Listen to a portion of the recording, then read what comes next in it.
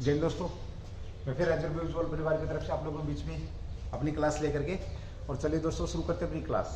अभी हाल ही में चर्चा में रही है आपकी भाई मेट्रो जो रेल है वो आपकी चर्चा में रही है। क्यों रही है? क्योंकि अभी हाल ही में उद्घाटन हुआ। तो पहला ही क्वेश्चन है आप लोगों का, क्वेश्चन नंबर 1 आज का। अभी हाल ही में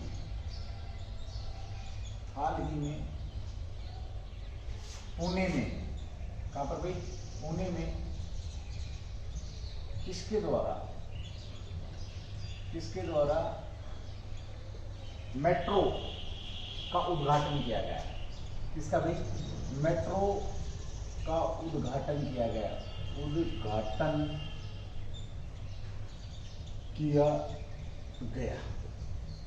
चलिए दोस्तों, शानदार क्वेश्चन है भाई। अभी पहला ही क्वेश्चन आपका कि अभी हाल ही चर्चा में रहा आपका भाई, पुणे के अंदर एक मेट्रो का उद्घाटन हुआ है, वो किसके द्वारा किया गया है। बड़ा शानदार क्वेश्चन रहेगा आपका ये।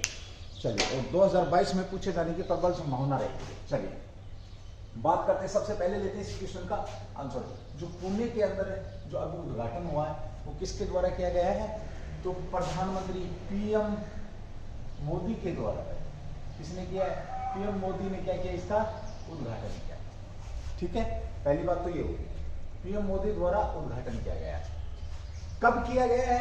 ये बड़ा शानदार क्वेश्चन है आपका। तो 6 मार्च को। कब भाई? 6 मार्च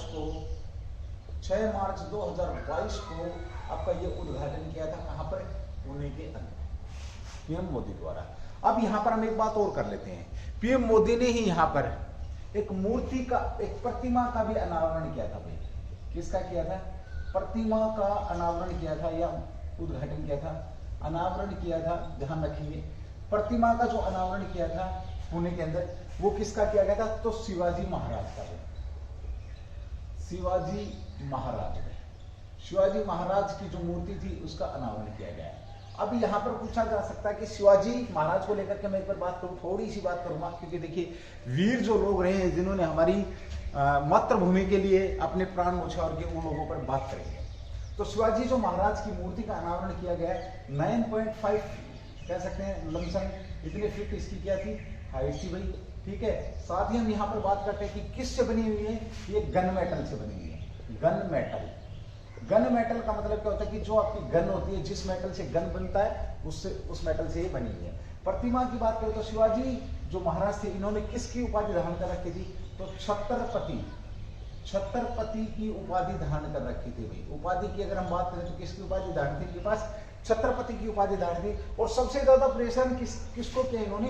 तो औरंगजेब को भाई। औरंगजेब जो था, जिसको जिंदा पीर के नाम से जाना जाता था, जिसे सबसे ज्यादा पढ़ा लिखा व्यक्ति समझा जाता था, इसको इसने भाई बहुत परेशान किया। कौन से युद्ध में? छापामार युद्ध था भाई। कौन सा युद्ध था? छापामार जो युद्ध था, इस छापामार युद्ध में औरंगजेब को बहुत परेशान किया। किसने? इन्होंने। अब हम एक बार अपने थोड़े से इस क्वेश्चन की तरफ आते हैं वापस। तो पीएम मोदी ने इसका अनावरण किया भी आपकी, किसका? मेट्रो का। तो सबसे पहले बात आती है कि भारत में जो पहली मेट्रो चली थी वो कहां पर चली थी? भारत में अगर हम मेट्रो की बात करते हैं तो सबसे पहले अगर हम बात करें भारत में मेट्रो 24 अक्टूबर 1984 में, 24 अक्टूबर 1984 में पहली मेट्रो चली गई। कहां पर चली आपकी पहली मेट्रो की अगर हम बात करते हैं तो भाई कहां चली आपकी? ये कलकत्ता के अंदर में। कलकत्ता के अंदर पहली मेट्रो चली गई। कलकत्ता की अगर हम बात करते हैं तो दिल्ली से पहले राजधानी थी भाई आपकी ये कलकत्ता। राजधानी क्या थी आपकी? कलकत्ता राजधानी कब तक रही है? 1911 तक बनी। और उसी के बाद आपकी दिल्ली राजधानी बन गई भाई। कब दिल्ली राजधानी बनी आपकी? 1912 में बनी। ठीक है, 1912 में दिल्ली को राजधानी बना दिया। घोषणा 1911 में ही कर दी थी। कलकत्ता के अंदर देश की पहली मेट्रो चली है, ये भी आप लोगों को पता है। अब मेट्रो की आधारशिला की अगर बात करें, किसकी भी? मेट्रो की आधारशिला भारत के अंदर कहां? मेट्रो रेल की आधारशिला कहां पर या कब रखी गई थी? तो कलकत्ता में ही 1972 में भाई। 1972 में 29 दिसंबर 1972 को आधारशिला रख दी थी, यानी कि काम करना शुरू कर दिया था 19 दिसंबर भाई। 19 दिसंबर 1972 को इस पर काम करना प्रारंभ कर दिया गया था आपका, किसका? मेट्रो पर। और आज बहुत से शहरों में हमारी मेट्रो चल रही है। बहुत से शहरों में मेट्रो चल रही है। हरियाणा के पहले शहर के अंदर अगर मैं बात करूं मेट्रो, तो गुड़गांव में रैपिड मेट्रो चली थी, ध्यान रखेंगे, गुड़गांव में आपकी रैपिड मेट्रो की बात हम कर सकते हैं। मेट्रोमैन के नाम से किसको जानते हैं? श्रीधरन को किस नाम से जानते हैं? मेट्रोमैन के नाम से। श्रीधरन जो व्यक्ति हैं उन्हें मेट्रोमैन के नाम से, भारत के मेट्रोमैन के नाम से किसको जाना जाता है? तो बड़ा अच्छा क्वेश्चन रहेगा। साथ ही एक क्वेश्चन और पूछ लिया जाएगा, बर्डमैन के नाम से किसको जानते हैं? तो डॉक्टर सलीम को। भाई किसको जानते हैं? डॉक्टर सलीम को बर्डमैन के नाम से जानते हैं, ध्यान रखेंगे, ठीक है। साथ ही हम यहाँ पर एक बात और करते हैं, जो डॉक्टर सलीम यहाँ पर एक हरियाणा के अंदर इन्होंने एक पक्षी विहार की स्थापना की थी, जो कि आजकल नेशनल पार्क के नाम से जाता है, जिसको नेशनल पार्क के नाम से जाना जाता है। कहाँ पर? आपका गुरुग्राम के अंदर है। तो पुणे के अंदर इन्होंने मेट्रो की स्थापना करी है, ये ध्यान रखेंगे। और इस प्रणाली में कुल कितने होंगे भाई? 3 लाइनें होंगी, जिसमें 12 किलोमीटर 3 लाइनें होंगी, जो अभी हाल ही में 6 मार्च को किया है। इसके अंदर 3 लाइनें होंगी मेट्रो की, 3 लाइनें। साथ ही इसमें 12 किलोमीटर मार्च 2022 से चालू, मार्च में, यानी कि अभी क्या हो जाएगा, तो 12 किलोमीटर तक की जो आपकी मेट्रो पुणे के अंदर चल पड़ेगी, ठीक है। बहुत शानदार क्वेश्चन है, दोस्तों ध्यान रखेंगे। सेवा शुरू हो चुकी है, फिलहाल ट्रेनें 2 मार्ग पर चल रही हैं, ये ध्यान रखेंगे। चलिए, इस परियोजना के लिए कितने रुपए दिए? अभी 11,400 करोड़ रुपए का बजट यहाँ पर इन्होंने दिया है। 11,400 करोड़ रुपए का बजट यहाँ पर दिया गया है। 24 दिसंबर 2016 को प्रधानमंत्री ने मेट्रो रेल परियोजना की अभी उद्घाटन हुआ। अगर आधारशिला पुणे के अंदर, अगर आधारशिला की बात करें तो याद कीजिए भाई, पुणे के अंदर 24 दिसंबर 2016 में आधारशिला रख दी थी किसकी? भाई मेट्रो की। किसने? पीएम मोदी ने। क्लियर है? या थोड़ी सी बात प्रधानमंत्री मोदी की बात करें तो प्रधानमंत्री मोदी का क्या भाई, ये पहले क्या थे? गुजरात के सीएम थे भाई, गुजरात के सीएम रहे हैं, बिल्कुल सीधी सी बात है भाई। दूसरी बात करें इनके लिए, तो ये यहां पर क्वेश्चन तुम्हारे लिए छोड़ रहा हूं, प्रधानमंत्री कौन से नंबर के हैं? भारत के पहले प्रधानमंत्री कौन थे आपके? जवाहरलाल नेहरू साहब थे। ऐसे पहले प्रधानमंत्री थे जिनके खिलाफ अविश्वास प्रस्ताव लाया गया था, लेकिन पारित नहीं हुआ था। भाई ध्यान रखना, पूछ लेता अविश्वास प्रस्ताव किसके खिलाफ लाया गया था? अविश्वास प्रस्ताव लाया गया था पहली बार किसके खिलाफ? तो प्रधानमंत्री जो अपने जवाहरलाल नेहरू थे उनके खिलाफ है। ये इनका दूसरा कार्यकाल चल रहा है। कब से चल रही है? 14 से 19 से आपके बीच में हुए, ठीक है। चलो, ये था आपका क्वेश्चन की जो आपका चर्चा में रहा। अगला क्वेश्चन आप लोगों के बीच में और एक और शानदार आ रहा है, जिसके ऊपर हम बात करेंगे भाई, ठीक है। चलिए, अगला क्वेश्चन भी बहुत शानदार है अभी आप लोगों का। अभी हाल ही में चर्चा में रहा अभी आपका गेहूं का निर्यात।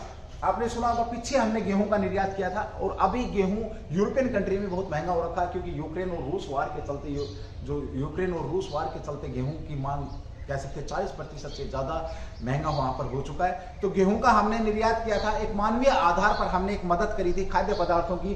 तो सबसे पहले तो उसी क्वेश्चन के ऊपर हम बात करेंगे। चलिए, क्वेश्चन नंबर 2 आज का भाई, गेहूं चर्चा में है, क्यों?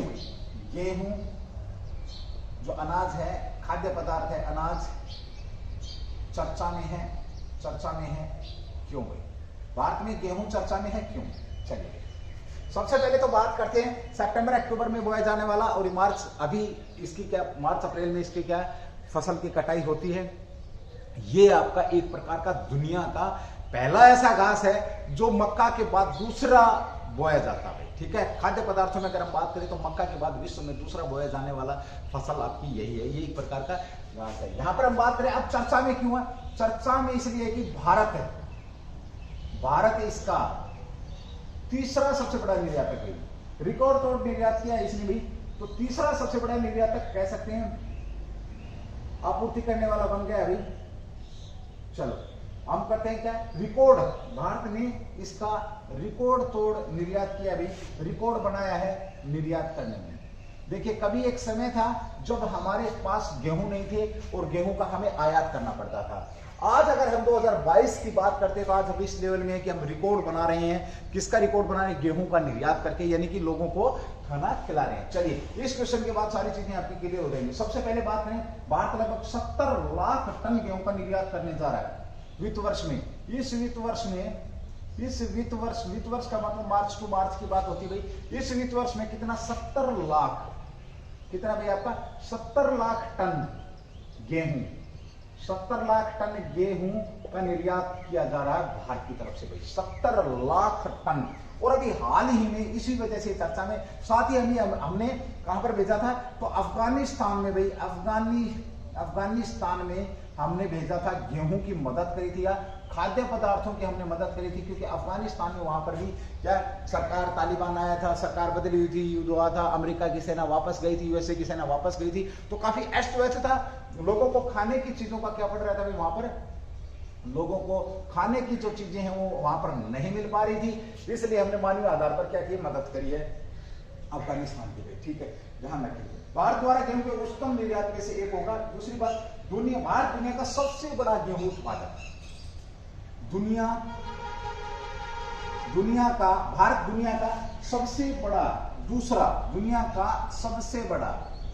सबसे बड़ा दूसरा गेहूं उत्पादक, यानी कि अब भारत दुनिया का सबसे बड़ा दूसरा गेहूं उत्पादक है। तो क्वेश्चन तुम्हारे लिए मित्रों ये है कि पहला गेहूं उत्पादक देश कौन सा है, तो पहला गेहूं उत्पादक देश कौन सा है, इसका मेरे को एक बार कमेंट्स करके बताएंगे आप लोग। ठीक है, ओके। इसका वैश्विक उत्पादन में भारत का हिस्सा जो है, देखिए विश्व के अंदर जो वैश्विक उत्पादन में जो हिस्सा है वो कितना, 13% कह सकते हैं, लगभग 13.53 अगर एग्जैक्ट लेते हैं तो ये क्या है, प्रतिशत आपका उत्पादन है। लेकिन जो निर्यात की अगर हम बात करते हैं तो केवल 1% है, यानी कि जो निर्यात जो किया जा रहा था, निर्यात केवल 1% है, क्योंकि भाई भारत की जो जनसंख्या है ये बहुत ज्यादा है, यानी कि विश्व में हम दूसरे नंबर पर जनसंख्या के आधार पर आ रहे हैं। हो सकता है कि अब कुछ समय बाद हम पहले नंबर पे पहुंच जाए, अगर इसी तरीके से आप लोग मेहनत जारी रखेंगे जनसंख्या को लेकर के तो।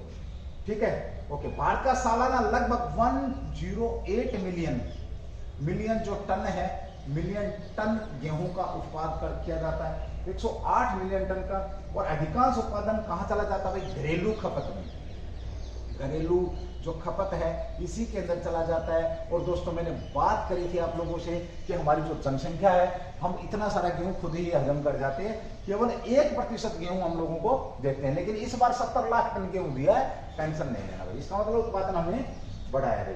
वित्त वर्ष 2012-13 में भारत में रिकॉर्ड 6 पॉइंट, यानी कि 12-13 के अंदर, 2012-13 के अंदर जो वित्त वर्ष था, वित्त वर्ष के अंदर हमने रिकॉर्ड टाइम क्या था, 6.5 टन का, 6.5 मिलियन टन निर्यात किया था स्टार्टिंग में उस समय। ठीक है, और तो फरवरी 2022 तक 6.6 टन मिलियन टन गेहूं का निर्यात कर चुका है, अब तक हो चुका है। इस बात का आप लोग ध्यान रखिए। ठीक है, इस सप्ताह शिकागो में, यानी कि यूरोप के अंदर अगर हम बात करें, आज मैं 10 मार्च की बात कर रहा हूं, यानी कि 9 मार्च तक, 10 मार्च से पहले यानी कि 9 मार्च तक यूरोप के अंदर जो गेहूं है, गेहूं की जो कीमतों में अधिक बढ़ी, कितने प्रतिशत तक, तो 40% कीमत गेहूं की बढ़ी है। कारण भाई यूक्रेन और रूस जो है वार है, क्योंकि यूक्रेन भी गेहूं के उत्पादन करता है, रूस भी गेहूं का उत्पादन करता है, ध्यान रखेंगे, साथ में निर्यात किया गया। ठीक है, ओके। ये भी बात आप लोगों के लिए बहुत ज्यादा मायने रखती है। भारत ने अफगानिस्तान को कितना निर्यात करने का फैसला किया, तो लगभग 50,000 टन गेहूं निर्यात करने का फैसला किया है। 4,000 टन गेहूं पाकिस्तान के राष्ट्रीय जमीन पर, राष्ट्रीय अफगानिस्तान में भेजा जा चुका है, ये ध्यान रखेंगे। तो ये था आपका क्वेश्चन गेहूं को लेकर के। यहाँ एक चीज आती है आपकी गेहूं के बारे में, इसका जो साइंटिफिक नेम है, साइंटिफिक नेम की अगर हम बात करें तो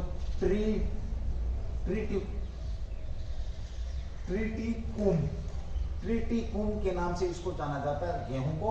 और विश्व के अंदर अगर हम बात करें तो देखिए, लेवांत क्षेत्र से आया एक घास है, अगर इसकी हिस्ट्री पूछे तो लेवांत, मध्य लेवांत क्षेत्र से, कहां से भी, मध्य लेवांत क्षेत्र से आया घास है आपका, ये एक किस्म का घास है। और फसल की बात करें तो मक्का के बाद उगाई जाने वाली विश्व में, यहां पे लिख रहा हूं मैं थोड़ा सा, गेहूं की अगर हम बात करूं, गेहूं विश्व में मक्का, किसके बाद भाई, मक्का के बाद दूसरा जो फसल है वो यही है, जो सबसे ज्यादा क्या होती है आपकी, उगाई जाती है भाई। ठीक है, सबसे ज्यादा कुछ भी खा लेते हैं हम, लेकिन जब तक गेहूं की रोटी नहीं खाते हैं। और तीसरी जो फसल आती है वो क्या है, धान। विश्व में तीसरी जो फसल क्या आती है आपकी, धान। कितना भी कुछ भी खा लें हम, लेकिन जब तक गेहूं की रोटी हमें नहीं मिलती है, लगभग भारत की जनसंख्या को मैं बात करूं तो पेट भरता नहीं है भाई। ठीक है, ऐसा लगता है जैसे कुछ खाया ही नहीं गया है। ठीक है भाई। तो चलिए आगे अगले क्वेश्चन में बात करें। मैं इसको एक बार रफ कर देता हूं भाई, उसके बाद हमें आगे बढ़ेंगे। जिसने भी स्क्रीनशॉट नहीं लिया है ले सकते हैं, या जो भी जिसने भी नोट नहीं किया है स्क्रीनशॉट आप ले सकते हैं। चलिए मैं इसको एक बार रफ कर रहा हूं, उसके बाद अगले क्वेश्चन पे हम बढ़ने वाले हैं।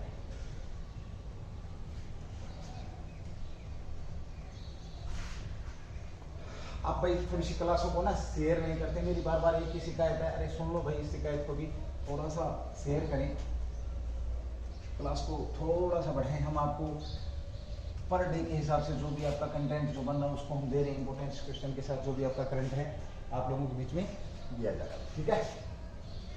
तो अभी क्वेश्चन था आपका क्या, हमने मानवीय आधार पर एक समय था जब देश आजाद हुआ था, तो रोटी कपड़ा और मकान की जरूरत को लेकर के हम 40 करोड़ जो भारतीय थे 1947 की बात करूं जब लगभग आपके, तो उस समय हमें, और आज हम इतना निर्यात कर रहे हैं गेहूं का, रिकॉर्ड तोड़ निर्यात यहां पर हम कर रहे हैं, ठीक है।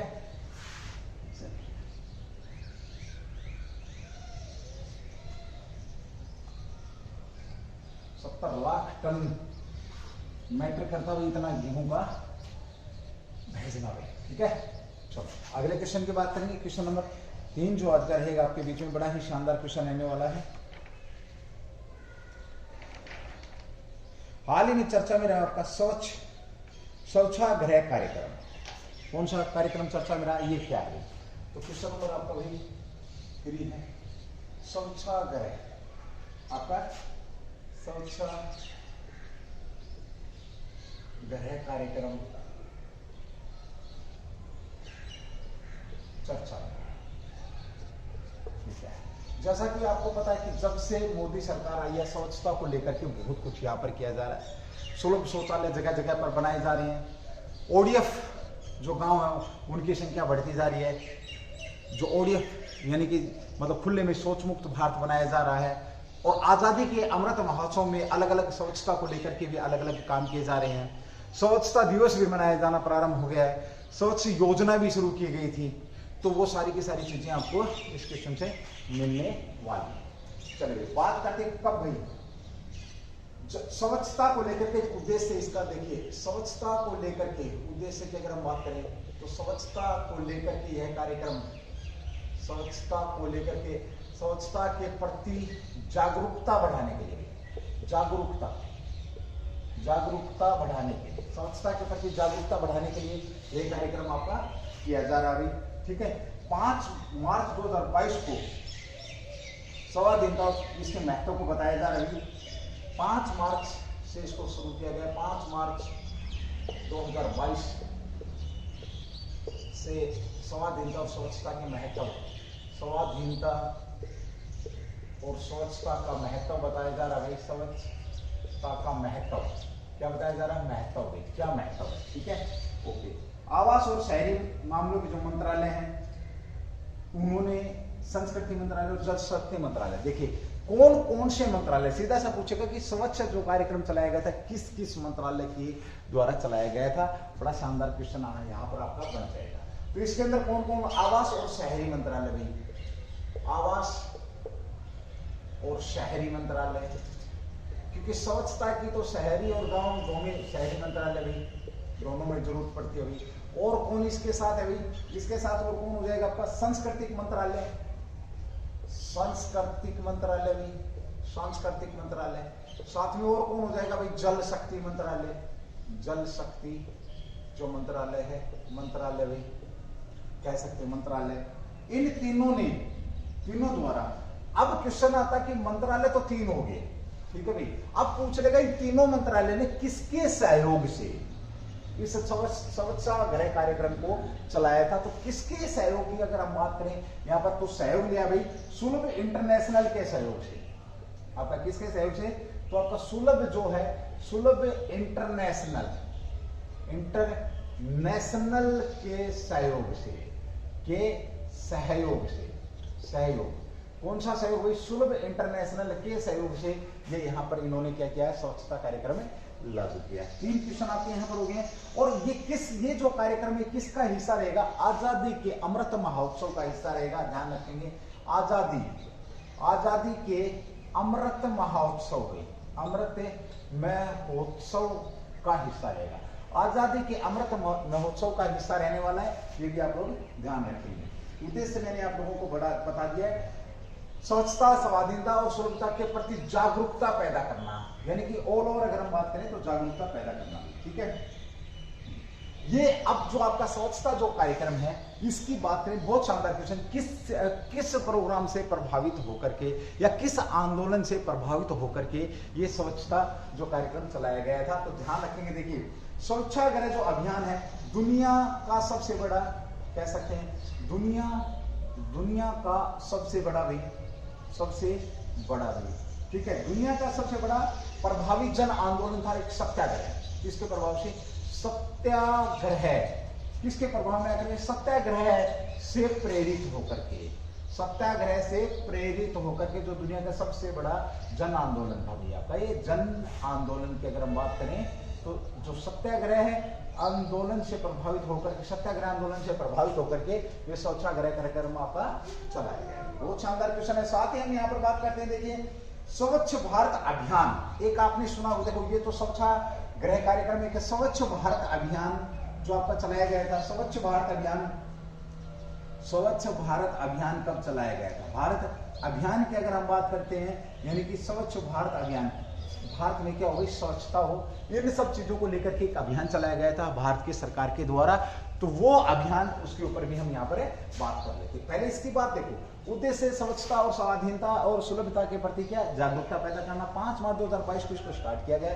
3 मंत्रालयों का योगदान, आवास, शहरी मंत्रालय, सांस्कृतिक मंत्रालय, जल शक्ति मंत्रालय, सहयोग किसका है, सुलभ इंटरनेशनल का भाई। ठीक है, आजादी के अमृत महोत्सव और किससे प्रेरित होकर के, आपका सत्याग्रह से प्रेरित होकर के ये आपका आंदोलन चलाया गया था। शानदार क्वेश्चन रहेगा। भारत को खुले में 2014 में कब चलाया था आपका, 2014 में भारत को खुले में शौच मुक्त करना भाई। क्या करना, शौच मुक्त करना, यानी कि जो खुले में सुबह सुबह जो डल्लू परेड की जाती है उससे बचाना भारत को भाई। ठीक है, खुले में शौच मुक्त भारत बनाना भाई, शौच मुक्त भारत बनाने के उद्देश्य से ये आपका चलाया गया था। साथ ही ठोस अपशिष्ट प्रबंधन, यानी कि जो कचरा, ऐसा ठोस कचरा, उसका भी प्रबंधन करने के लिए स्वच्छ भारत अभियान यहाँ पर चलाया गया था, ध्यान रखेंगे। ठीक है, ओके। कब 2000, पहला चरण इसका कब चला भाई, तो भारत का मिशन का पहला चरण अक्टूबर 2019 तक, 2014 से 2 चरणों में चल रहा है। 2014 से 2019 तक पहला चरण पूछ लेगा। स्वच्छ भारत अभियान का पहला चरण कब से कब था? जो पहला चरण है ये आपका 2014 से 2019 तक आपका ये पहला चरण है।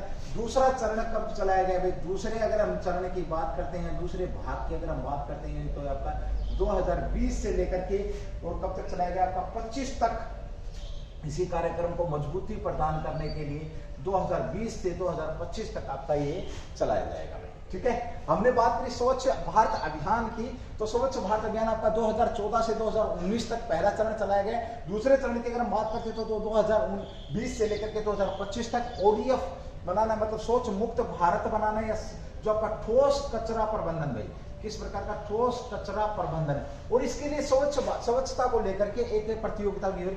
स्वच्छ भारत में सबसे ज्यादा स्वच्छ शहर, जो भारत का पहला जो प्रतियोगिता आपकी लागू की गई थी, क्वेश्चन तुम्हारे लिए कि स्वच्छता को लेकर के जो पहला शहर बना था आपका मैसूर बना था। पहला जो स्वच्छ शहर था देश का वो कौन सा था? मैसूर था भाई।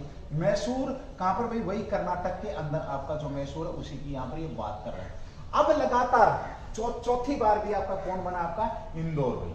इंदौर चौथी बार कौन सा शहर बना आपका? इंदौर। इंदौर स्वच्छ शहर कहां पर? आपका MP के अंदर। इंदौर को लेकर के मैं बात करूं तो हाल ही में लता जी जो थी हमारी, जिनका देहांत हुआ था या मृत्यु हुई थी, जिनका निधन हुआ था, लता जी की यहाँ पर एक संगीत, इनकी याद में एक संगीत संग्रहालय यहाँ पर बनाया जा रहा है। साथ ही मात्र एक संगीत अकादमी इंदौर के अंदर आपका भाई, संगीत अकादमी की कह सकते हैं अकादमी, साथ में एक संग्रहालय और साथ में क्या है भाई, यहाँ पर लता जी के नाम पर ही क्या किया जा रहा है? एक पुरस्कार की स्थापना भी आपका कौन कर रहा है? पुरस्कार भी आपका MP के द्वारा प्रारंभ किया जा रहा है। ठीक है, तो बहुत शानदार क्वेश्चन था, स्वच्छता को लेकर के था, प्रधानमंत्री मोदी साहब से जुड़ा हुआ है, आप लोगों को पता है इसका 2014 से 2019 तक इसका क्या किया गया था। यहाँ पर क्वेश्चन है कि जो स्वच्छता जो दिवस है वो कब मनाया जाता है? स्वच्छता दिवस कब मनाया जाता है? क्वेश्चन तुम्हारे लिए है। कमेंट्स करके मुझे जरूर बताएंगे कि सर आजकल आंसर आ नहीं रहे हैं, रिप्लाई आ नहीं रही है, पता नहीं क्या है भाई, मुझे तो इस बारे में ज्यादा कुछ मालूम नहीं है, ना ही आप लोगों को आप लोग मुझे बता रहे हैं, ठीक है। चलिए भाई आगे बात करते हैं अगले क्वेश्चन की। बड़ा शानदार क्वेश्चन है आपका, startup village internship program SVEP क्या है। सबसे पहले क्वेश्चन लेते हैं, क्वेश्चन नंबर आपका 4 है आपका SVEP।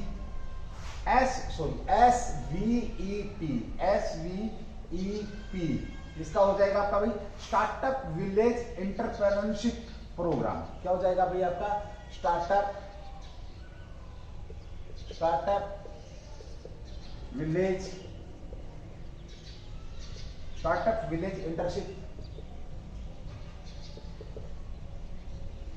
एंटरप्रेन्योरशिप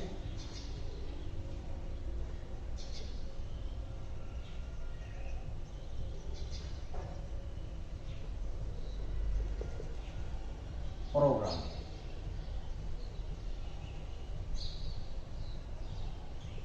क्या है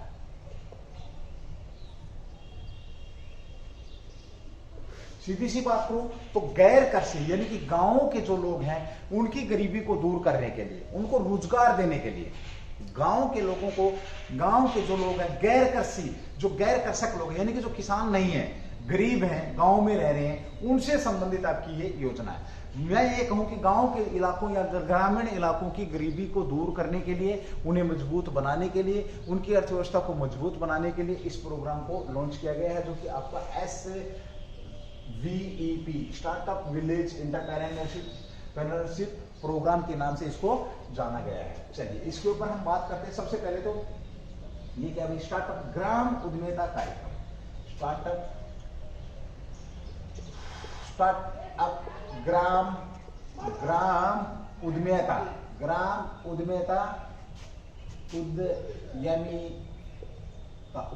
कार्यक्रम भाई, यानी कि सीधी सी बात करें जो गैर कृषक लोग हैं उन्हें उद्यमी बनाया जाए। जब वो उद्यमी होंगे, उनके पास रोजगार होगा तो क्या होंगे, वो मजबूत होंगे, भारतीय अर्थव्यवस्था क्या रहेगी, मजबूत रहेगी। ये चलाया किस किस की मदद से जा रहा है प्रोग्राम, देखिए दीनदयाल, बड़ा अच्छा क्वेश्चन रहेगा भाई। दीनदयाल योजना भाई आपकी दीनदयाल योजना प्लस आपका कौन, राष्ट्रीय ग्रामीण आजीविका मिशन, राष्ट्रीय ग्रामीण आजीविका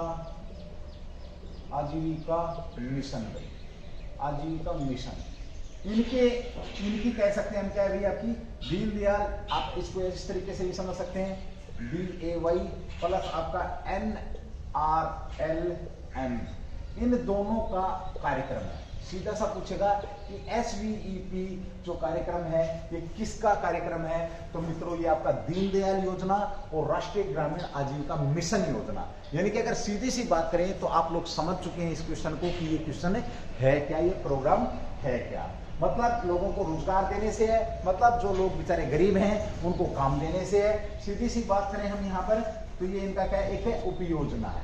इन दोनों की क्या भाई आपका ये जो SVEP है, इन दोनों की एक उपयोजना कह सकते हो, यानी कि दोनों का कंट्रीब्यूशन रहने वाला है, ठीक है। अब बात आती है कि सर दीनदयाल जो योजना है आपका ये क्या है, तो दीनदयाल योजना की अगर हम बात करें तो ग्रामीण व शहरी लोगों के लिए, ग्रामीण व शहरी जो लोग हैं, शहरी गरीब जो लोग हैं, गरीब लोगों के लिए है भैया, यानी कि लोगों को रोजगार पैदा करेगा। ग्रामीण व शहरी जो गरीब लोग हैं उनके लिए ये योजना थी आपकी, और इसे कब 25 सितंबर 2014 ग्रामीण व शहरी जो गरीब लोग हैं उनके लिए स्थापना की अगर हम बात करें स्थापना तो आपका ये कब हो जाएगा भाई 25 सितंबर 2014 को PM मोदी के द्वारा भी, PM मोदी कह सकते हो आप, PM मोदी के द्वारा इसको दीनदयाल को कह सकते हो, जो भी PM थे उस समय इनको चलाया गया था, कह सकते हैं, ठीक है भाई। ओके, ग्रामीण शहरी जो आपके हैं इनके ऊपर हम यहाँ पर बात करते हैं, ठीक है। ओके, उस समय अगर हम ये पूछें जो प्रभावी थी कौन सी एक और योजना थी आपकी, 1 अप्रैल 2000, यहाँ ध्यान रखें जो इससे कनेक्टेड है भाई आपका 1 अप्रैल 2013 को जिसका जिक्र हुआ था, एक योजना थी आपकी, ठीक है। और 27 जून से वो आपकी योजना प्रारंभ हुई थी, 27 जून 2013 से आपकी योजना प्रारंभ हुई है। स्वर्ण जयंती ग्राम जो योजना थी उससे प्रभावी हुई, उसी का नाम अगर हम कह सकते हैं जो आपका क्या था, श्रवण जयंती ग्राम स्वरोजगार योजना थी।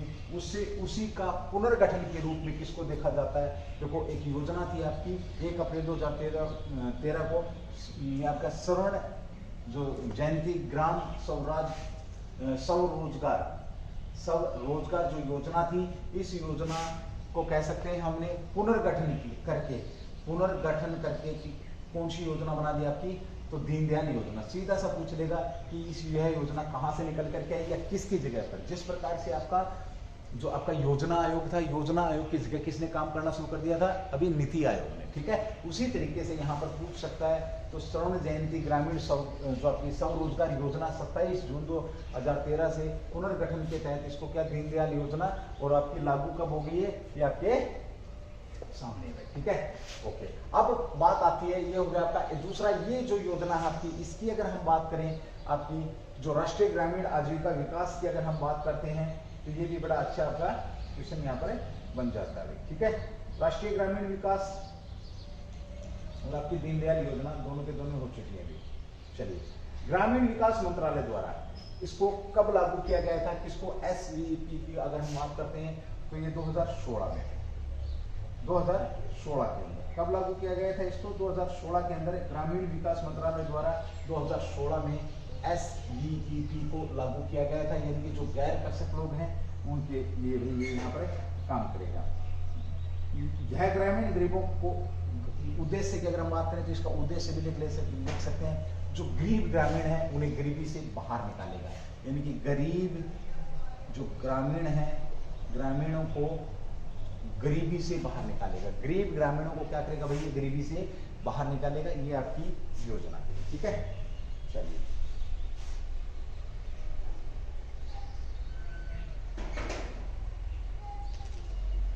यहाँ पर हम एक क्वेश्चन की बात करते हैं। जो आपके ये योजना है इसको ध्यान जरूर रखेंगे। श्रवण जयंती ग्राम रोजगार जो योजना है उसका पुनर्गठन करके इन योजनाओं का क्या किया गया था? निर्माण किया गया था। ध्यान रखेंगे, मैं एक बार इसको रख करूंगा, उसके बाद भाई हम आगे बढ़ेंगे। ठीक है, चलिए, शानदार क्वेश्चन था। देखिए, सरकार आपकी गरीबी को हटाने के लिए और अभी हाल ही में रोजगार के लिए कल भी मैंने क्वेश्चन कराया था आप लोगों को NCP नेशनल कैरियर सर्विस, जिसके ऊपर आप जा करके आप एक टोल फ्री नंबर ले करके और वहां से आप क्या कर सकते हैं? पता कर सकते हैं कि कितने रोजगार हैं वहां पर, कौन कौन सी वैकेंसियां उपलब्ध हैं, कैसे कैसे हम व्यवसाय कर सकते हैं। 3600 से ज्यादा व्यवसाय आपके वहां पर उस जो पोर्टल पर आपके लिए जा चुके हैं। ठीक है, बहुत बढ़िया और बेहतरीन क्वेश्चन था ये भी और वो भी। ठीक है, चलिए अगले क्वेश्चन की बात करेंगे। अभी हाल ही में आपका चर्चा में रहा है अभी, उससे पहले मैं चाहूंगा एक बार आप लोग जरूर क्लास को शेयर करेंगे। अगर एक व्यक्ति अगर एक को भी शेयर करता है तो भी क्लास आपकी बहुत बड़े लेवल पर पहुंचने के चांसेस रहते हैं। क्योंकि विजुअल परिवार आप लोगों की हमेशा मदद के लिए तैयार रहता है।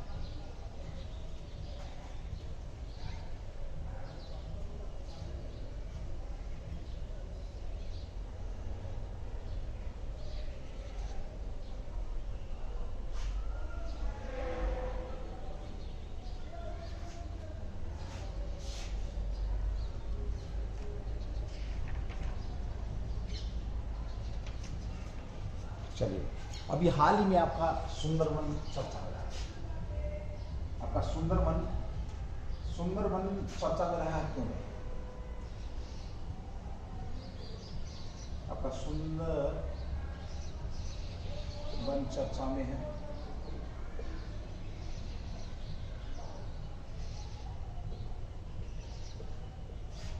सुंदरवन चर्चा में है क्यों? क्योंकि यहां पर क्या हुआ, बाघों की संख्या बढ़ चुकी है। पहली बात, बाघों के लिए प्रसिद्ध है। दूसरी बात ये, जो इसकी जो लिमिट थी रखने की, जैसे 100 वर्ग किलोमीटर में 3 से 4 बाघ रहेंगे, इस तरीके से जो उसकी लिमिट थी वो लिमिट खत्म हो रही है भाई। सुंदर बाघ जो आपका उसकी लिमिट, सुंदरवन की जो लिमिट है बाघ रखने की जो है वो खत्म हो रही है। इसलिए चर्चा का विषय बना हुआ है कि जो सुंदरवन के लिए क्या किया जाएगा, बाघों के लिए जगह और चाहिए। ठीक है, तो सबसे पहले हम बात करते हैं चर्चा में क्यों है। तो चर्चा में इसलिए यहाँ पर बाघों की संख्या है, बाघों की संख्या बढ़ रही है, क्या हो रहा है, बढ़ रही है। ये यहाँ पर इसलिए चर्चा में आप लोगों का आया है। भारतीय वन्य संस्थान WIA को मानव पशु संघर्ष को बढ़ते मामलों पर रिपोर्ट तैयार करने का जुम्मा सौंपा था। इस संबंध में WIA ने एक रिपोर्ट जारी करी है, जो बाघों की यानी कि जो बाघों की जो रिपोर्ट है वो किसके द्वारा जारी करी गई, जो आपका WIA wild life institute of India, WII ने एक रिपोर्ट जारी की। किसने भी आपका कह सकते हैं किसने किसके द्वारा भी आपकी रिपोर्ट जारी की गई है, तो wild life institute of India के द्वारा एक रिपोर्ट जारी की गई है। Wild life institute of India ने एक रिपोर्ट जारी की है। उस रिपोर्ट में क्या कहा है, सीधा सा पूछेगा कि किस रिपोर्ट के आधार पर सुंदरवन में बाघों की संख्या की बढ़ोतरी के बारे में बताया गया। तो ये आपका वाइल्ड WII जो है आपका इसकी रिपोर्ट है, इंस्टीट्यूट ऑफ।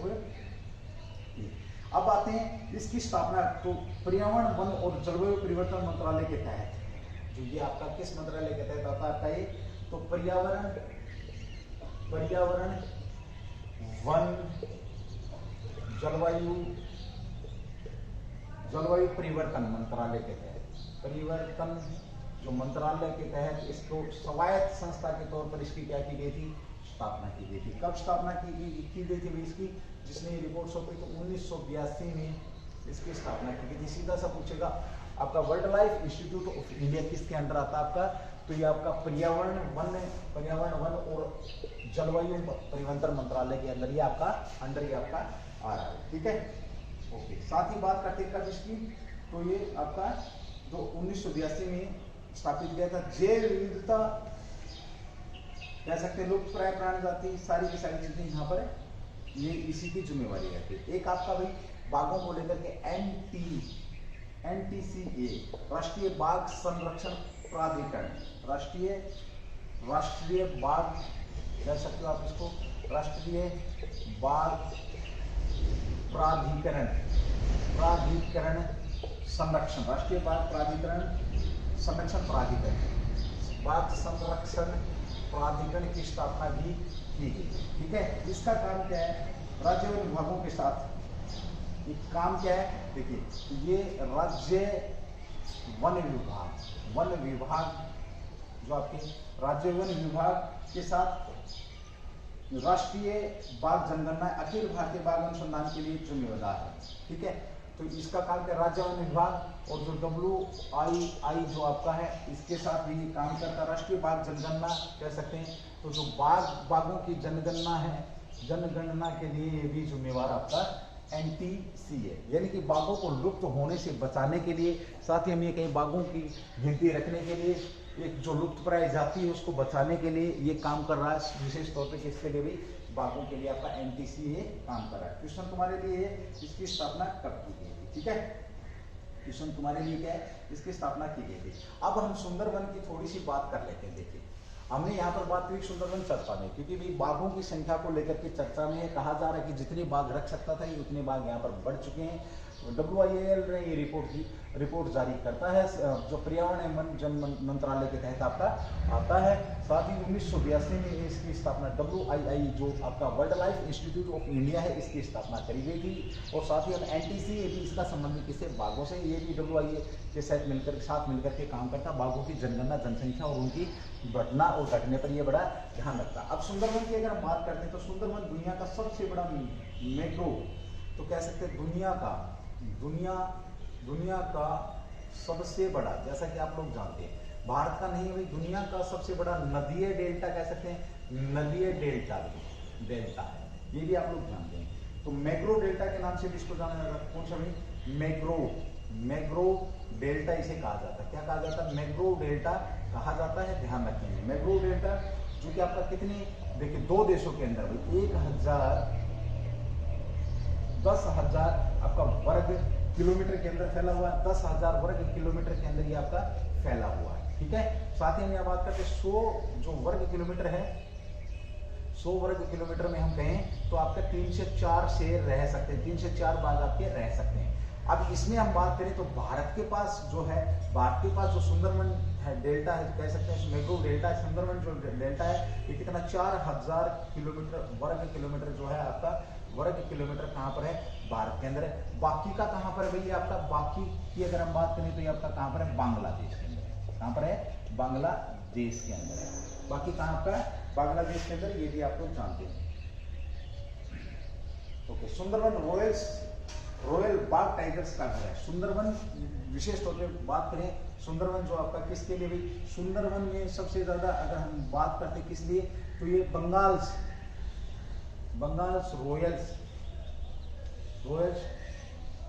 टाइगर के घर के नाम से इसको जाना जाता है। टाइगर के सुंदरबन में क्या भी बंगाल रॉयल जो टाइगर्स हैं उनके घर के नाम से इसको जाना जाता है, ये भी आप लोग जान सकते हैं। ठीक है, ओके। 2088 बोल रहा हूँ, 2018 में भाई 2018 में एक गिनती हुई थी, माफी चाहूंगा भाई, 2018 में राष्ट्रीय जनगणना से पता चला था कि सुंदरबन में 2018 में कितने 88 शेर थे, इसलिए मुंह से निकल गया, कितने शेर थे, 88 बाघ थे। कितने बाघ थे, 88 बाघ यहाँ पर 2018 के अंदर पाए गए थे। 2021 की जनगणना में इनकी जो संख्या मिली है 2021 में अगर हम बात करें तो 2021 2020 और 21 के अंदर यही संख्या 88 से बढ़कर कितनी हो गई, 96 होगी। कितनी होगी आपकी, 96, 96 बाघ।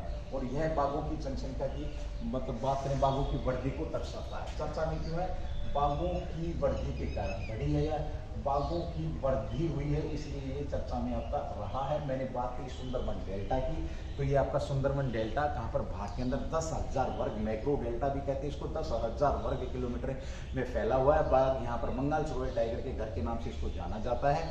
ये आपका कह सकते हैं 4000 वर्ग किलोमीटर जो है हमारे पास है, बाकी किसके पास है, बांग्लादेश के पास है। अब मैं थोड़ी सी बात करूंगा किसके ऊपर, इसी के ऊपर। तो किस नदी पर बनता है भैया आपका, ये ब्रह्मपुत्र नदी कह सकते हैं। ब्रह्मपुत्र जो नदी है आपकी, ब्रह्मपुत्र नदी जब प्लस में साथ में गंगा जब मिलती है, गंगा मिलती है, तो जब दोनों मिलती है तो इन्हें किस नाम से जाना जाता है, मेघना। और यहाँ पर आपका क्या बनता है, आपका सुंदरबन डेल्टा बनाया जाता है। ठीक है, सुंदरबन डेल्टा बनता है।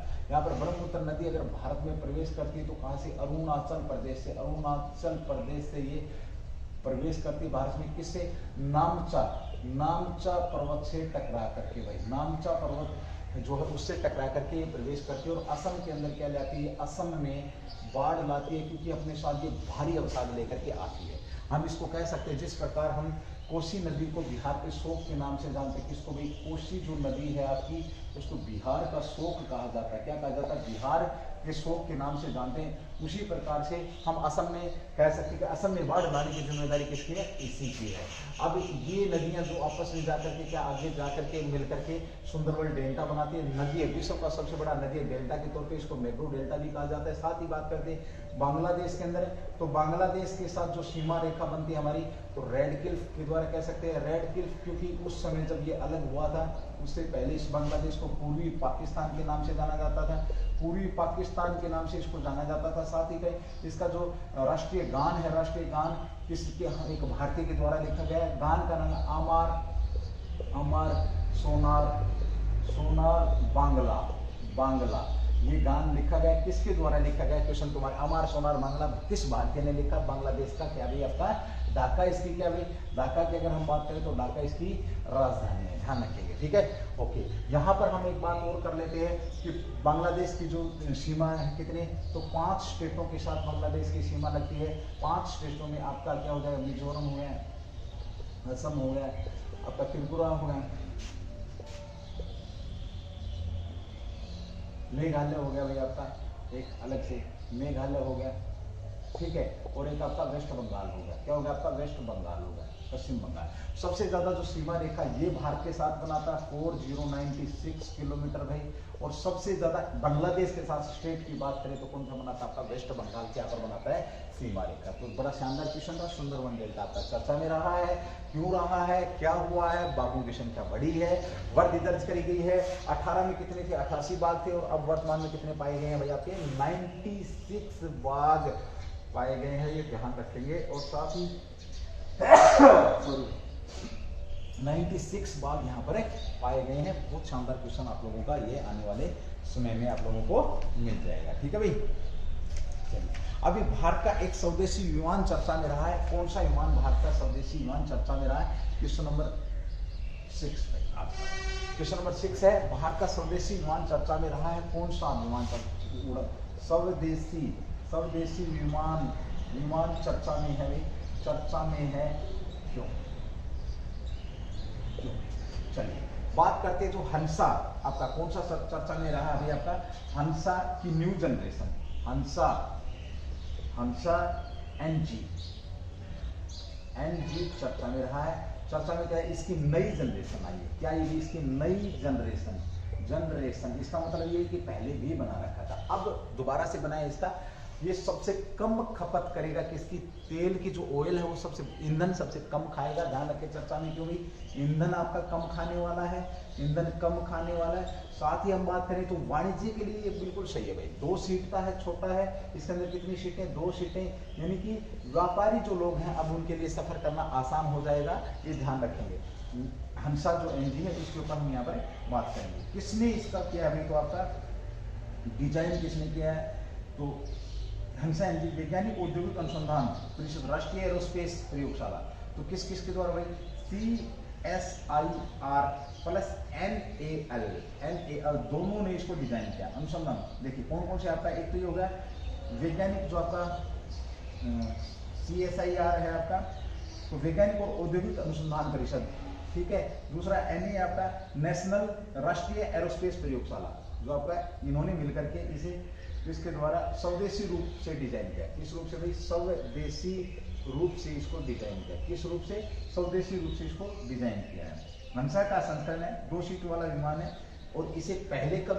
तो 30 साल पहले इसको विकसित किया था। 30 साल पहले इसे विकसित किया था। अब इसका नया संस्करण है। सीट मैंने बताया आपको इसकी 2 है। कहां पर ज्यादा काम देगा? वाणिज्य के लिए यहाँ पर ज्यादा काम देने वाला है। तेल की खपत क्या है भाई? तेल की खपत या ईंधन की खपत जो है वो क्या है भाई? खपत क्या है इसकी? कम है, बहुत कम क्या करता है ये? तेल खाता है। उन्नत परीक्षण विमान है, ठीक है। कम लागत है इस पर, कह सकते हैं। जीपीएल उद्देश्यों के लिए सबसे वाणिज्य यानी कि सीपीएल उद्देश्यों के लिए अच्छा भी उद्देश्य, जो मैं वाणिज्य बोल रहा हूँ ना, यात्री जो आपके बड़े बड़े जो आपके जो कह सकते हैं जो लोग यात्राएं करते हैं, जिन्हें बहुत ज़्यादा समय मिल नहीं पाता, कम समय होता है एक जगह से दूसरी जगह उनको जाना रहता है, तो वाणिज्य पायलट लाइसेंसिंग के लिए क्या सबसे उपयुक्त है? वाणिज्य पायलट लाइसेंसिंग के लिए क्या ये सबसे ज्यादा उपयुक्त है? वाणिज्य पायलट लाइसेंसिंग के लिए क्या ये आपका सबसे ज्यादा उपयुक्त है? बड़ा शानदार है भाई, ठीक है। और भारतीय क्लबों की जरूरत पूरा करेगा। क्या करेगा ये? भारतीय जो क्लब हैं, यानी कि जहां से हमें ये हेलीकॉप्टर वगैरह जो मिलते हैं, कह सकते हैं विमान वगैरह मिलते हैं, तो भारतीय क्लबों की ये क्या करेगा? जरूरत पूरी करेगा। जो क्लब हैं जो आपको एयर की सुविधाएं दे रहे हैं, तो उनको ये क्या करेगा? उनकी जरूरत को ये पूरा करेगा। चलिए एक बार मैं थोड़ा सा इसको इस साइड से ना रफ कर रहा हूँ, मैं आपको थोड़ा सा NAL और इसके NAC के बारे में एक बार थोड़ा सा बता देता हूँ, ठीक है। उसके बाद फिर हमें आगे बढ़ेंगे।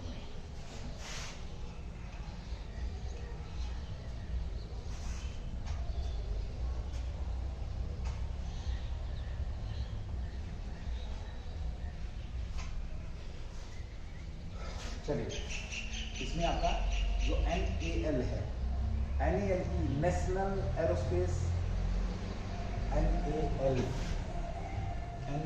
है, CSIR और NAL, ठीक है। NAL की अगर हम बात करें, NAL की स्थापना को लेकर के हम बात करते हैं, पहले तो नेशनल एरोस्पेस लेबोरेटरीज क्या हो जाएगा आपका? ये नेशनल एरोस्पेस लेबोरेटरी, ये इसकी क्या हो जाएगी? फुल फॉर्म हो जाएगी, नेशनल एरोस्पेस लेबोरेटरी, ठीक है भाई, ओके। इसकी स्थापना की अगर हम बात करते हैं, स्थापना कब हुई है? बड़ा अच्छा क्वेश्चन है, ध्यान रखेंगे। तो 1959 में हुई, 1959 में इसकी स्थापना हुई नई दिल्ली में वैज्ञानिक और औद्योगिक अनुसंधान परिषद के द्वारा। किसके द्वारा की गई? तो जो आपका CSIR के द्वारा वैज्ञानिक, इसको क्या बोलेंगे हम, वैज्ञानिक और औद्योगिक अनुसंधान परिषद द्वारा यानी कि CSIR ने इसकी स्थापना कब करी है, NAL की नेशनल एरोस्पेस जो लेबोरेटरी है आपकी, तो 1959 में इसकी स्थापना करी है। और ये भारत की पहली बड़ी, जो आपकी कह सकते हैं, ये क्या आपकी भारत की भाई पहली बड़ी, क्या है आपकी भारत की पहली बड़ी एरोस्पेस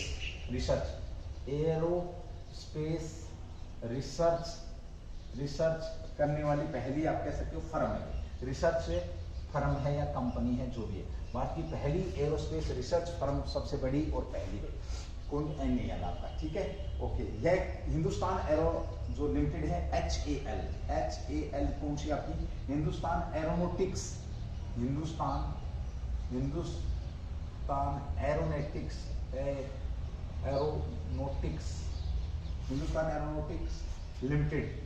लिमिटेड के साथ मिलकर के क्या करती है, हिंदुस्तान एरोनॉटिक्स लिमिटेड के साथ मिलकर के क्या करती है, काम करती है।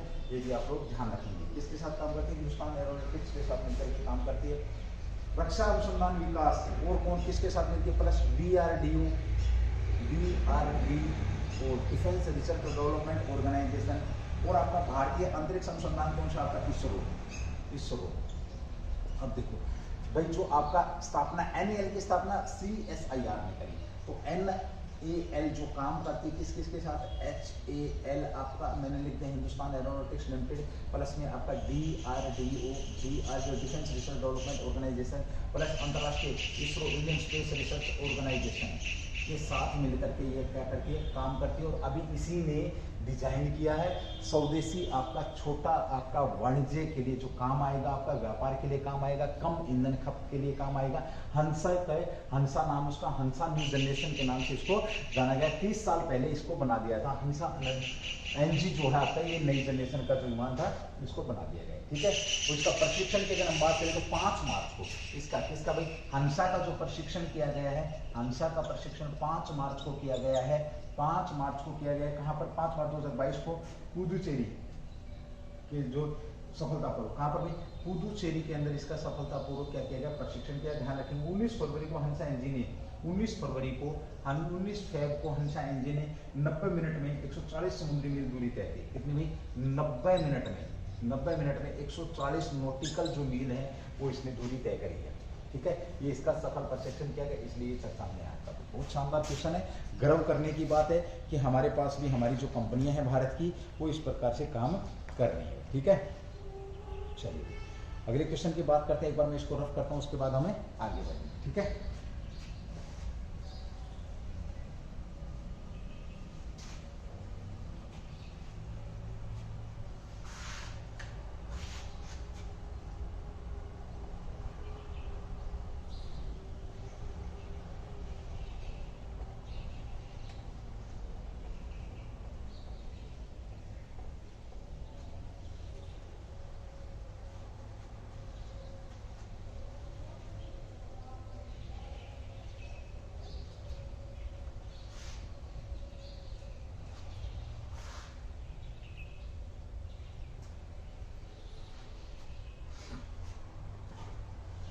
इंडिया ग्लोब फोम कहां पर प्रारंभ हुई? अगला क्वेश्चन नंबर 7 में, आज का question number 7, India globe foam, India global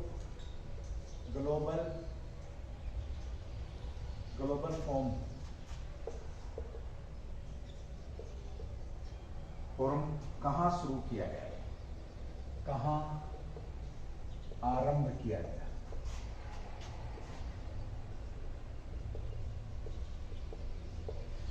India global forum कहां पर आरंभ किया गया है? शानदार क्वेश्चन आप लोगों का रहने वाला है, ध्यान रखेंगे, ठीक है।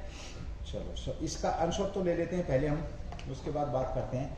आंसर इसका भाई कहां पर किया गया है, तो आपका ये कहां पर किया गया है, ध्यान रखेंगे, बेंगलुरु में, बेंगलुरु है, बेंगलुरु के अंदर इसको क्या किया गया है, प्रारंभ किया गया है। ठीक है। बेंगलुरु के अंदर इंडिया ग्लोब IGF का वार्षिक शिखर सम्मेलन, IGF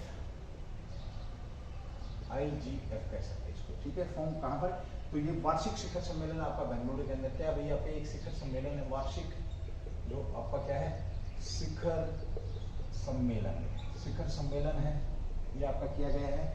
ये तकनीकी से संबंधित है इसका सम्मेलन, तकनीकी संचालित व्यवधान के प्रमुख चेहरों और यूनिकॉर्न क्लब में प्रवेश करने वाले, यूनिकॉर्न क्लब में प्रवेश करने वाले तकनीकी से संबंध है इसका, तकनीकी यूनिकॉर्न क्लब कह सकते हो आप, यूनिकॉर्न क्लब से संबंध है, यूनिकॉर्न जो क्लब है उससे इसका संबंध है, ठीक है। ओके, इसमें कुछ इवेंट है, इवेंट कब से 7 से 8 मार्च, 7 से 8 मार्च में आपका ये 22 को बेंगलुरु में आयोजित हुए कुछ इवेंट, इसके भी बेंगलुरु में आयोजित हुए हैं, ध्यान रखिए। बात में मतलब स्टार्टअप माहौल को, टेक्निक में स्टार्टअप माहौल को कह सकते हैं बूस्ट करने के लिए कह सकते हैं आप, एक किस्म से ये सम्मान, मतलब हम जो हमारी जो तकनीकी उस तकनीकों को बढ़ाने के लिए कह सकते हैं एक ये कार्यक्रम आपका लॉन्च किया गया, आप इसको इस तरीके से भी समझ सकते हैं, ठीक है। उद्देश्य युवा उद्यमियों को नए लक्ष्य बनाना, तो इसमें क्या दिया गया है बेंगलुरु के अंदर, उद्देश्य अगर नोट करेंगे तो क्या रहेगा, देखिए तकनीकी के माध्यम से कह सकते हैं आप, देखिए युवा उद्यमियों को नए लक्ष्य बनाने के, युवा जो उद्यमी है, युवा उद्यमी यानी कि जो उद्योगपति हैं, उद्यमियों को, युवा उद्यमियों को नए लक्ष्य बनाने और प्रमुख वैश्विक मुद्दों को संबोधित करने में मदद करना है। इसका उद्देश्य क्या है, उद्यमियों के लक्ष्य, नए लक्ष्य है, नए लक्ष्य बनाना भाई, नए लक्ष्य बनाना, साथ में कह सकते हैं प्रमुख वैश्विक मुद्दों को संबोधित करने में मदद करता है, जो विश्व के जो मुद्दे हैं, प्रमुख जो मुद्दे हैं उनको क्या संबोधित करने में मदद करता है, एक नेटवर्किंग अवसर भी प्रदान करता है, साथ में क्या करता है, देखिए युवा जो नए लक्ष्य बनाने में, विश्व के जो प्रमुख मुद्दे हैं उनको संबोधित करने में भाई, संबोधित करने में मदद करता है, साथ में नेटवर्किंग जो प्लेटफॉर्म है आपका क्या करता है, अद्वितीय नेटवर्किंग, साथ में अद्वितीय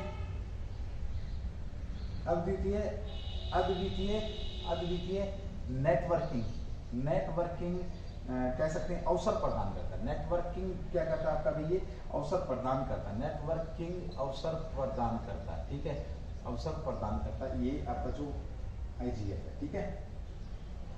जिसमें में यूनिकॉर्न स्टार्टअप और नए जमाने की कंपनी द्वारा विकास पर चर्चा होती है, मतलब कुल मिलाकर के ये कि औद्योगिक विकास और जो वो लोग उनको सम्मान देना, किस प्रकार से हम आगे बढ़ें, किस प्रकार से हम नए लक्ष्य बनाएं, किस प्रकार से हम उन लक्ष्यों को प्राप्त करें उद्योग के क्षेत्र में, तो यहाँ पर ये बात कर रहा है यूनिकॉर्न स्टार्टअप और नए जमाने की कंपनियों के विकास पर। तो यूनिकॉर्न कह सकते हैं आप, यूनिकॉर्न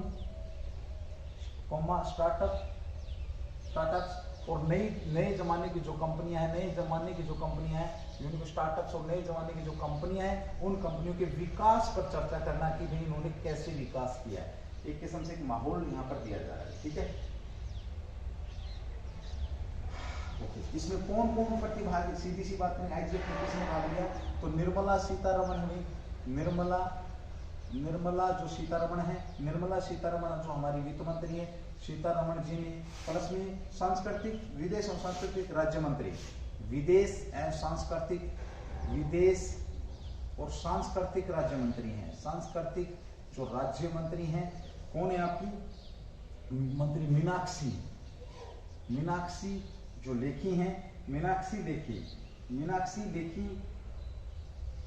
लेखी भी शामिल है इसके अंदर, निर्मला सीतारमण, साथ में मीनाक्षी लेखी, और साथ में कौन है, राजीव चंद्रशेखर जो IGF बेंगलुरु के क्या है CEO, इसके जो IGF बेंगलुरु के CEO कौन है ये भी ध्यान रखेंगे, तो ये यहाँ के राजीव चंद्रशेखर जो है, ये इन 3 लोगों ने RC प्लस राजीव चंद्रशेखर, 3 लोगों ने इसके अंदर क्या है शिकस्त की है जो आपके बीच में है, ठीक है भाई। आर्थिक सर्वेक्षण 2021-22 के अनुसार 14 जनवरी 2022 तक, 14 जनवरी 2000 आर्थिक सर्वेक्षण हुआ, 14 जनवरी 2022 तक क्या भी आपका, तो यहाँ पर भारत में 277.77 जो आपका बिलियन अमेरिकी डॉलर यूनिकॉर्न है, बिलियन US जो डॉलर है के मूल्य 83 यूनिकॉर्न है। भारत में बिलियन अमेरिकी डॉलर मूल्य कितने 83 यूनिकॉर्न है। कितना यूनिकॉर्न है 83 यूनिकॉर्न है। बिलियन डॉलर कितने 277.77 जो आपका यूएस डॉलर की यहाँ पर ये कीमत बता रहा है। ठीक है, भारत ने रिकॉर्ड 24 यूनिकॉर्न जोड़े और यूनाइटेड किंगडम को छोड़ा, पीछे छोड़ा गई पछाड़कर। अमेरिका और चीन के बाद ऐसा यूनिकॉर्न प्राप्त करने वाला अमेरिका, यूएसए प्लस चीन के बाद भारत कौन से नंबर पर पहुंच गए, तीसरे नंबर पर पहुंच गए। इसने किसको, ब्रिटेन को पीछे छोड़ा है। साथ में भारत ने किसको, ब्रिटेन को पीछे छोड़ दिया है। ठीक है, यूनाइटेड किंगडम को पीछे छोड़ दिया। चलिए, ये था आपका एक आईजीएफ यानी कि कंपनियों से लेकर उद्यमियों को लेकर के हमारी अर्थव्यवस्था को बढ़ाने के लिए यहाँ पर एक डाटा दिया गया है। यूनिकॉर्न की यहाँ पर बात कर रहे हैं हम, तो आपका जो हमारे पास 277.7 बिलियन जो अमेरिकी डॉलर हैं, उनकी जो हम 88 नंबर पर पहुंच गए यूनिकॉर्न में 83 और हमने पीछे किसको छोड़ दिया है, ब्रिटेन को पीछे छोड़ करके यूएसए और चीन के बाद हम दूसरे नंबर पर पहुंच चुके हैं। साथ ही यहाँ पर हम बेंगलुरु की बात करें तो बेंगलुरु कर्नाटक की राजधानी है। अपना लोगो जारी करने वाला देश का पहला शहर आपका कौन सा भाई, बेंगलुरु है। अपना लोगो जारी, बगीचों के शहर के नाम से भी किसको जाना जाता है, आपका इसी को जाना जाता है। तो बगीचों का शहर बेंगलुरु है। अपना लोगो जारी करने वाला शहर भी आपका कौन है, बेंगलुरु है। चलिए, शानदार क्वेश्चन था भी आपका, ये भी आपको काम आने वाला क्वेश्चन है, पूछा जा सकता है। ठीक है, चलिए, अभी हाल ही में आपका एक युद्ध अभ्यास हो रहा है, चर्चा क्वेश्चन नंबर आपका 8 सिलनेक्स चर्चा में है भाई, सिलनेक्स चर्चा में है। सिलनेक्स 2022 आपका क्या है, चर्चा में है। चर्चा में है, ये है क्या, चर्चा में है क्या, यह क्या है, यह क्या है। तो यहाँ पर हम बात करते हैं, देखिए ये एक युद्ध अभ्यास है। क्या ये युद्ध अभ्यास, यहाँ पर मैं आप लोगों की बात आप लोग सोच रहे होंगे कि सर युद्ध अभ्यास क्यों किया जाता है। देखिए, युद्ध अभ्यास इसलिए किया जाता है, एक तो सैनिकों की जो आपस में समझ बढ़ाना, जो टेक्निक हम यूज कर रहे हैं तो दूसरा देश कौन सी टेक्निक यूज कर रहा है, उससे अच्छी चीजें हमने लेनी है या अपनी टेक्निक उनको देनी है कि भाई मानवता के लिए हम इस प्रकार से अगर टेक्निक यूज करेंगे तो ये हमारे लिए बेटर है। यानी कि आपसी दो देशों दो मित्र देशों में क्या आपसी समझ को बढ़ाना, सेना के अंदर आपसी समझ को बढ़ाना, तकनीकी को साझा करना, या तो युद्ध अभ्यास क्यों है, आपसी समझ, आपसी सैनिकों की आपसी समझ बढ़ाना, सैनिकों की आपसी समझ बढ़ाना, साथ तकनीकी युद्ध तकनीकी कह सकते हैं, मानवता के लिए इन सारी चीजों को साझा करना भाई, साझा करना कह सकते हैं, आपस में क्या करना, शेयर करना कि हम किस प्रकार से काम करें। फॉर एग्जाम्पल, किसी शहर के अंदर एक मिलिटेंट आ जाता तो हम किस प्रकार से काम करते, तो वो सारी चीजें आपकी युद्ध अभ्यास के अंदर आ जाती हैं। ठीक है भाई, तो ये 7 से लेकर के 10 मार्च आज तक चल रहा है आपका, 7 मार्च से आज ये खत्म हो रहा है। चर्चा में क्यों है, आज ये 10 मार्च को क्या हो रहा है आपका, 10 मार्च को ये युद्ध अभ्यास जो था आपका समाप्त हो रहा है। ठीक है, किस किस के बीच में हो रहा है ये, भारत और श्रीलंका, भारत और श्रीलंका, भारत और श्रीलंका, भारत वर्सेस श्रीलंका के बीच में, श्रीलंका कौन सी सेना इसके अंदर भाग ले रही है, तो नेवी का युद्ध अभ्यास है, नेवी का युद्ध अभ्यास है। ध्यान रखिए किस प्रकार का युद्ध अभ्यास है, नेवी का युद्ध अभ्यास है। यहाँ पर जैसे मित्र शक्ति है, शक्ति मित्र है, फ्रांस के साथ आपका मालाबार युद्ध अभ्यास है, साथ ही आपका वरुण है, गरुड़ है। ठीक है, ये बहुत सारे युद्ध अभ्यास हैं जो आपके लिए इंपॉर्टेंट है। आज समय मुझे इजाजत दे नहीं रहा है, नहीं तो मैं आप लोगों को इसके बारे में भी बात करूंगा। ये 2 चरणों में, ये अभ्यास आपका 2 चरणों में होने वाला है। कितने चरणों में हो रहा है पूछ लेगा, 2022 का कितने 2 चरणों में है, 2 चरणों में। पहला कौन सा आपका 7 से 8 और उसके बाद 9 और 10। ठीक है भाई, ये 2 चरणों में आपका युद्ध अभ्यास होगा। पिछला 2020 में सिलेक्ट, पिछला संस्करण कब हुआ था, अक्टूबर में, अक्टूबर में आपका 2020 के अंदर हुआ था, इससे पिछला संस्करण था जो। ठीक है, और 2 से 10 मार्च बंगाल की खाड़ी में हुआ। ये पहला कहाँ पर, पहला चरण कहाँ हुआ, यह है विशाखापत्तनम में, विशाखापत्तनम के अंदर होगा। ठीक है, पहला चरण। और यहाँ पर मैं बता दूं, फ्लैग जो आपका था, राष्ट्रपति जी जो गए थे विशाखापत्तनम में ही गए थे। ठीक है, फ्लीट जो हुआ था, नेवी के जो फ्लीट के लिए गए थे राष्ट्रपति, यहीं विशाखापत्तनम में गए थे। दूसरा जो चरण है, पहला चरण यहाँ हो रहा है आपका पहला चरण, और दूसरा चरण जो है आपका, दूसरा चरण है बंगाल की खाड़ी में, बंगाल की खाड़ी में आपका दूसरा चरण। दूसरा चरण कहाँ पर हो रहा है आपका, बंगाल की खाड़ी में 9 से 10 को रहेगा। ठीक है, ये भी आप लोग ध्यान रखेंगे, दोनों चरणों में अलग अलग तरीके से ये चीजें होने वाली है। चलिए, अगले क्वेश्चन की बात करते हैं। एक और क्वेश्चन यहाँ पर भी, क्वेश्चन नंबर आपका 9, क्वेश्चन नंबर 9 अभी हाल ही में राउंड टेबल के ऊपर हमने किस देश के साथ समझौता किया, ध्यान रखेंगे। तो अभी हाल ही में चर्चा में रहा है मुक्त व्यापार समझौता वार्ता भारत ने भारत ने मुक्त भारत ने मुक्त व्यापार समझौता वार्ता किसके साथ शुरू करी है? मुक्त व्यापार समझौता वार्ता किस देश के साथ शुरू करी है? याद रखेंगे दोस्तों, ये जो हमने वार्ता शुरू करी है, भारत ने मुक्त व्यापार समझौता वार्ता किस देश के साथ शुरू करी है? तो कनाडा के साथ करी है। कनाडा के साथ करिए। कनाडा के साथ हमने क्या करिए? कनाडा के साथ हमने मुक्त व्यापार यहाँ पर क्या किया है? समझौता किया है। तो ये देखिए दोस्तों, हमने किस पर? राउंड टेबल के ऊपर बैठ करके भारत ने मुक्त व्यापार यानी कि व्यापार की साझेदारी को बढ़ाने के लिए, किस भाई? व्यापारिक साझेदारी को बढ़ाने के लिए राउंड टेबल का मतलब क्या होता है दोस्तों? ध्यान रखना है, राउंड टेबल का मतलब क्या होता है? जैसे आपने देखा होगा एक ऐसी टाइप की टेबल होती है, तो यहाँ पर क्या होता है? आपका घर का चीफ बैठता है, या जो भी बड़ी टेबल होती है उसके ऊपर कौन बैठता है? यहाँ पर चीफ बैठता है या यहाँ बैठता है, ठीक है। अमूमन इस साइड में, जो राइट साइड के अंदर चीफ बैठता है। लेकिन अगर राउंड, तो इसका मतलब क्या हुआ कि ये यहाँ पर बड़ा है, उसके बाद छोटे ऐसे बैठते हैं। लेकिन राउंड टेबल का मतलब क्या होता है कि सब इक्वल है, कोई बड़ा नहीं है, कोई छोटा नहीं है। तो राउंड टेबल के ऊपर बैठ करके हमने किसके साथ? कनाडा के साथ व्यापारिक समझौता किया है। साथ ही बता दूं, गोलमेज सम्मेलन आप लोगों ने सुना होगा, गोलमेज सम्मेलन।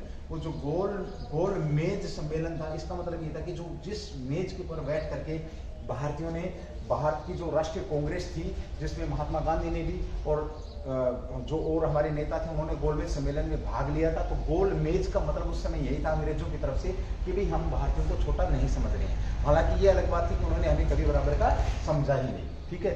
यहाँ पर क्वेश्चन बनता है कि महात्मा गांधी ने कितने गोलमेज सम्मेलनों में भाग लिया था? तो एक में भाग लिया था। उसके बाद उनकी जब मांग मानी नहीं गई तो उन्होंने फिर वो वापस नहीं गए। दूसरा क्वेश्चन यहाँ इंपॉर्टेंट आपका एसएससी के अंदर पूछा गया क्वेश्चन था, ऐसे कौन से नेता थे जिसने तीनों गोलमेज सम्मेलनों में भाग लिया था? तो भीमराव अंबेडकर साहब थे, जिन्होंने तीनों गोलमेज सम्मेलन में भाग लिया था, ठीक है। अब क्वेश्चन तुम्हारे लिए छोड़ रहा हूँ कि गोलमेज सम्मेलन तीनों हुए कब थे? हर साल हुए थे, ध्यान रखेंगे। तो उसी प्रकार की राउंड टेबल के ऊपर हमने भारत ने किसके साथ? कनाडा के साथ हमने ये अपनी बात करी है, ठीक है भाई। तो यहाँ पर हमने व्यापार के लेकर के अभी समझौता राउंड टेबल के ऊपर बैठ के किया, यानी कि भारत और कनाडा आपस में बराबर की साझेदारी करने पर यहाँ पर तुले गए। चलिए दोस्तों, आज थोड़ा सा इस भीमराव अम्बेडकर की अगर बात करूं तो संविधान के जनक के नाम से, संविधान के पिता के नाम से, साथ ही बात करें संविधान सभा में सबसे ज्यादा पढ़े लिखे व्यक्ति भी आपके भीमराव अम्बेडकर थे। भीमराव अम्बेडकर को पहली बार कहां से चुना गया था? तो वेस्ट बंगाल से चुना गया था, कह सकते हैं। बाद में आपका ये कहां चला गया? पूर्वी पाकिस्तान में चला गया। बनेगल नरसिंह राव, बीएन राव साहब थे, बनेगल नरसिंह जो राव थे, इनकी सिफारिश पर, ठीक है, इनकी सिफारिश पर इनको वापस दोबारा से बोला गया। जब इनकी सीट, क्योंकि जब ये आपका पूर्वी पाकिस्तान में चला गया तो इनकी सीट कैंसिल होगी। बाद में वापस बंबई और पुणे से इनको चुन करके वापस किसके अंदर? संविधान सभा के अंदर इनको शामिल किया गया था। और ये आपके किसके भाई? भीमराव अम्बेडकर किसके, कौन सी समिति के अध्यक्ष थे? तो ड्राफ्टिंग कमेटी या प्रारूप समिति के आपके ये अध्यक्ष थे। किसके? ड्राफ्टिंग कमेटी या प्रारूप समिति के अध्यक्ष थे। इसके अंदर कितने लोग थे? 1+6। यहाँ क्वेश्चन तुम्हारे लिए ये छोड़ रहा हूँ कि पहली बार भारत में ड्राफ्टिंग कमेटी ने ड्राफ्ट कब रखा था। चलिए दोस्तों, आज हमने बात करी अपनी कि पहली मेट्रो का कहाँ पर उद्घाटन किया गया, प्रधानमंत्री नरेंद्र मोदी के द्वारा कहाँ पर उद्घाटन हुआ है। साथ ही हमने GIF के ऊपर भी हमने बात करी है, GIF क्या है। साथ ही हमने हंसा न्यू जनरेशन के ऊपर भी बात करी है कि कहाँ के लिए कारगर है। साथ ही हमने स्वच्छता जो कार्यक्रम है उसको लेकर के भी बात करी है, अंत्योदय योजना के ऊपर भी बात करी हमने। साथ ही राष्ट्रीय जो आपका गरीबी उन्मूलन मिशन है उसके ऊपर भी बात करी है। चलिए दोस्तों, ज़्यादा से ज़्यादा क्लास को शेयर करें, क्योंकि क्लास आप लोग देखते नहीं है। अगर देखते हैं तो कम देखते हैं। आप लाइक करें ना करें ये कोई मैटर नहीं करता, बट क्लास को शेयर करें। शेयर करने से क्या होता है कि क्लास की जो लेवल है वो बढ़ता, लोग आकलन कर लेते हैं शिक्षा का। हालांकि हम यहाँ इस छोटे से स्टेज आकोदा से आप उज्जवल परिवार की तरफ से बहुत बेहतरीन कंटेंट के साथ जो आपका करंट का कंटेंट, उसके साथ स्टैटिक फॉर ऑल एग्जाम्स हम यहाँ पर बात करते हैं, तो वो आपको डिलीवर कर रहे हैं। आप एक बार शिक्षा के लेवल को गिराए ना, कृपया करके इसको शेयर जरूर करें। थैंक यू, जय हिंद, जय भारत, डू द बेस्ट।